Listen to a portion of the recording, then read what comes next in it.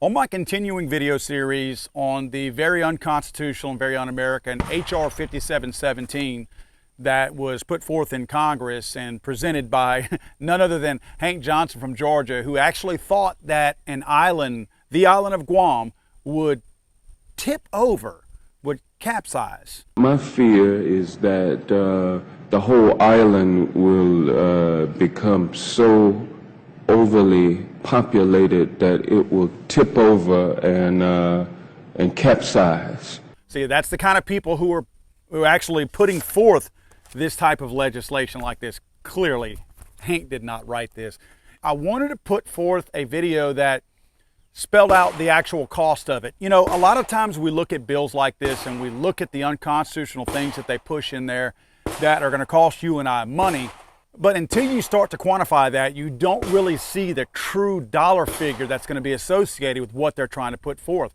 I tried to take the time today to do that so you could actually put a true dollar number to it and say, wow, that's going to cost me that. What I'm going to base everything off of on this particular video is, let's just say we're buying one of the most popular guns out there, a Glock in 9mm, and we're looking at buying two types of ammo. We're going to buy one box of practice ammo and one box of self-defense ammo. We're going to round this, just for the sake of doing it, that we're going to pay $550 for our Glock.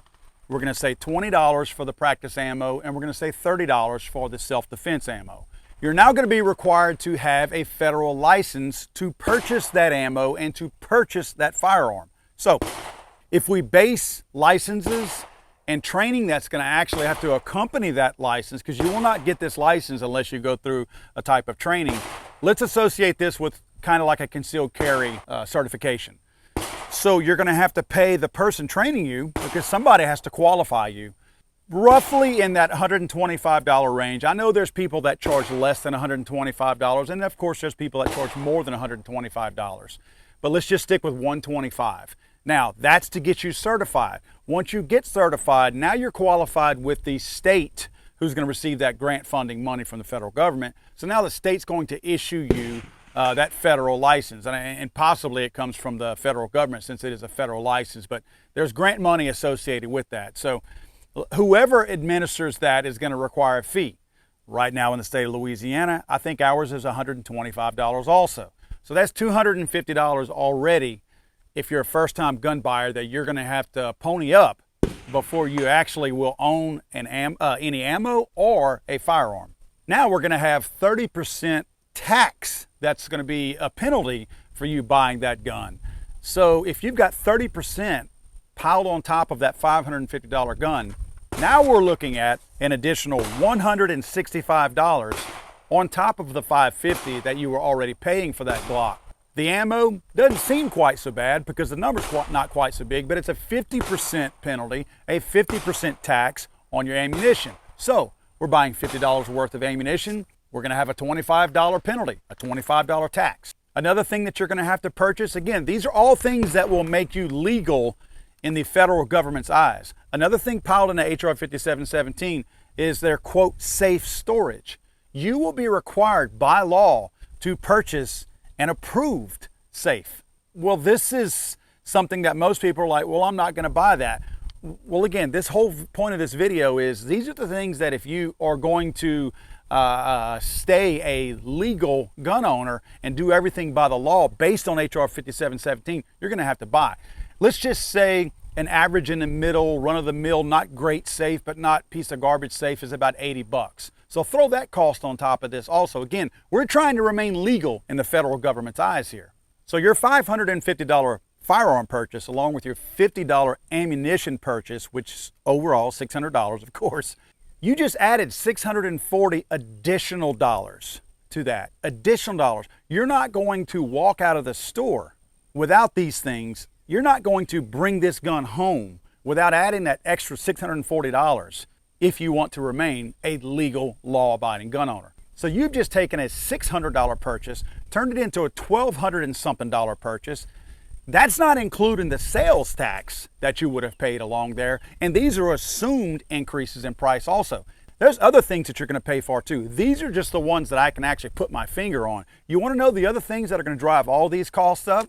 There's a gun buyback built into this, along with a slew of other things increasing the number of ATF agents by 600 and something. All these things are actually going to drive your overall taxes up. Somebody's got to pay for this. So your federal tax is actually going to go up too. Lawsuits. Now the ammo manufacturers and the firearm manufacturers can be sued for idiots that are doing stupid things. If some fool misuses a gun and misuses the ammo and goes and shoots a school up or a church or a mosque or something like that, now all those parishioners in that church or all those kids' parents at that school can now sue the firearms manufacturer, who it was no fault of theirs that their kid or some crazy loon in their community took it upon themselves to misuse the firearm against every single safety precaution that you'll find in a manual and all the safety rules that these gun manufacturers and ammo manufacturers are trying to push. These people are going to misuse these guns because evil exists out there, folks. We can't deny that. And now people are going to sue the gun manufacturers just because the federal government is now going to let them. Guys, remember this whenever you see all this HR 5717 and any other gun bill that they're trying to push through. You know, they're trying to slide through some of these things in the next coronavirus relief bill. Some of these things are actually going to be in there. Whenever you hear people like me make a big deal out of HR 5717 and a whole bunch of the other bills that they're trying to sneak through like thieves in the night, this is why. It's because if we sleep on this one, we're going to incur tons of additional costs out there. Look, this firearm license that you're going to have to get, it's renewed every 10 years, so you have that to look forward to also. But again, I hear a lot, and I hear a lot of this on the comment section on the videos on YouTube. Oh, that'll never pass. Oh, that'll never pass. Why are you making a big deal out of that? We don't need to worry about that. Oh, the Senate will not allow that to pass. Oh, the president will veto that. Go ahead and sleep on these bills. And I'm saying this sarcastically and facetiously. Sleep on these bills. Sleep on these bills, and those very people who are complacent and sitting back and acting like I don't need to do anything and I don't need to get worked up because these bills will never pass are the very ones who will complain about all these additional costs that they're going to incur whenever these bills do in fact pass, because you were too busy worried about watching Netflix and Tiger King while all the coronavirus stuff was going on, and they slid these things through like thieves in the night. Let's remember that, folks. Don't do that. Don't do like those idiots do. Let's worry about that now. Let's go ahead and send our letters to our congresspersons, our senators, the president, and all that. I'll post some of mine here, my responses from my own politicians from my own state of Louisiana. Phone calls, nothing replaces a phone call. Try a phone call. Guys, never be afraid to be the safest person in a room and the deadliest. Let's push these guys. Let's make sure that they know that we're out here and we are watching them.